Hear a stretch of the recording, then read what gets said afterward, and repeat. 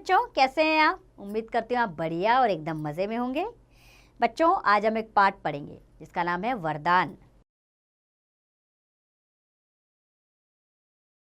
बच्चों, प्रस्तुत कहानी वरदान में लेखक ने एक ऐसे परिवार की चर्चा की है जहाँ हमेशा कलह रहती है, यानी कि मनमुटाव। उसी परिवार का मुखिया इस कलह से परेशान हो सब छोड़कर अपने मित्र की मदद से अपने जीवन में पुत्र, सुख, शांति और माँ के नेत्र सब कुछ प्राप्त कर लेता है। मित्र की बुद्धिमत्ता बड़ी चतुराई के साथ दर्शाई गई है। तो आइए अपने इस पाठ को शुरू करते हैं। किसी गांव में एक निर्धन ब्राह्मण अपनी बूढ़ी माँ और बीवी के साथ रहता था। उसकी माँ अंधी थी। उस ब्राह्मण की शादी हुए कई साल हो गए थे, किंतु उसके कोई संतान नहीं हुई। सास और बहू में इसलिए झगड़ा रहता था। गरीबी और घर के हालात से तंग आकर वह जंगल में चला गया। वहां उसने शंकर महादेव की 12 वर्षों तक पूजा की। उसकी सच्ची लगन और भक्ति से प्रसन्न होकर महादेव ने उसे दर्शन दिए और पूछा, क्या चाहते हो? आश्चर्य और खुशी से वह घबरा गया और हाथ जोड़ते हुए उसने उत्तर दिया, महादेव, मेरी समझ में कुछ नहीं आता कि मैं आपसे क्या मांगूं। आप यदि आज्ञा दें तो मैं घर जाकर अपनी माँ और बीवी से पूछ कर आऊं। शंकर महादेव उसकी सादगी पर बहुत प्रसन्न हुए और उसे घर जाने की अनुमति दे दी। महादेव ने यह भी कहा कि देखो, तुम्हें एक ही वरदान मिलना है, अतः कोई एक ही मांग लेकर आना। ब्राह्मण ने उन्हें नमस्कार किया और खुश होकर घर की ओर चला। माँ और पत्नी ने इतने सालों के बाद उसे घर में देखा तो बहुत प्रसन्न हुई। ब्राह्मण ने जब अपनी माँ से सारा वृत्तांत कहा तो वह और खुश हुई। उसने पूछा, माँ, अब तुम बताओ, मुझे शंकर जी से क्या मांगना चाहिए?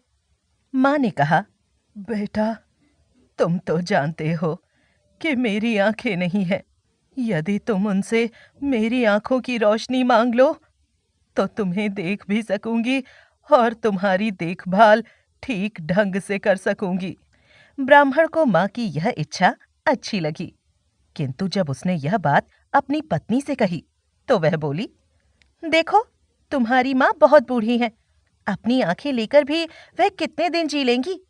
यदि तुम भगवान शंकर से हमारे लिए एक सुंदर सा पुत्र मांग लो तो इस घर में बहार आ जाएगी और बुढ़ापे में हमारी सेवा भी करेगा। वह खूब धन कमाएगा जिससे हमारे अच्छे दिन लौट आएंगे। ब्राह्मण की माँ ने अपने बेटे और बहू की बात सुन ली थी। क्रोधवश उसने झाड़ू उठाया और लगी बहू को पीटने। ब्राह्मण ने उनको छुड़ाने की बहुत चेष्टा की, किंतु वे गुत्थम गुत्था हो रही थीं।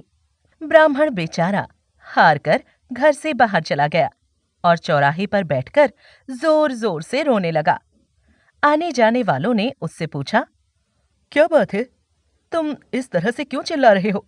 किंतु ब्राह्मण ने किसी को कोई उत्तर न दिया। कुछ समय पश्चात एक बनिया, जो ब्राह्मण का मित्र था, उधर से गुजरा। उसने भी उससे रोने का कारण पूछा, किंतु वह रोता रहा और कुछ न बोला। थक हार कर वह भी उसके पास बैठ गया और ऊंची आवाज में रोने लगा। कुछ समय पश्चात उस ब्राह्मण ने अपने मित्र से पूछा, अरे, आप क्यों रो रहे हैं? आपको क्या दुख है? मित्र ने उत्तर दिया, पंडित जी, पहले आप अपने रोने का कारण बताइए। मुझे तो बस आपको रोता देखकर रोना आ गया था। ब्राह्मण ने मित्र को सारा हाल सुनाया, जिसे सुनकर उसे चिंता हुई कि कहीं माँ और बहू लड़ते लड़ते लहूलुहान न हो गई हों। वह अपने ब्राह्मण मित्र को साथ लेकर शीघ्रता से उसके घर पहुंचा, जहां वे दोनों अभी तक लड़ रही थीं। मित्र ने उन दोनों को छुड़ाया और समझाने लगा, तुम लोग व्यर्थ में मारपीट कर रही हो। यदि ठंडे दिमाग से सोचो तो इसका कोई न कोई रास्ता निकल आएगा। सास और बहू ने अपनी अपनी इच्छा की महत्ता बताई। दोनों की बातें सुनकर उसकी आंखों में एक चमक पैदा हुई। अपने मन में आई हुई बात उसने सबको बताई। जिसे सुनकर सबकी जान में जान आई और उसके दिमाग की प्रशंसा करने लगे। निर्णय के अनुकूल अगले दिन ब्राह्मण उसी जगह पर गया और समाधि में बैठकर शंकर जी का ध्यान करने लगा। कुछ समय पश्चात शंकर जी प्रकट हुए और ब्राह्मण से पूछा, क्या तुम अपनी माँ और बीवी से पूछ आए हो कि तुम्हें क्या चाहिए? ब्राह्मण ने हाथ जोड़ते हुए कहा, जी महादेव। इस पर शंकर जी ने कहा, बोलो, तुम्हारी कौन सी एक इच्छा पूरी करूं? ब्राह्मण ने कहा, महादेव, मुझे अपने लिए तो कुछ नहीं चाहिए और मेरी पत्नी भी मेरी अर्धांगिनी है, उसकी भी कोई इच्छा नहीं है।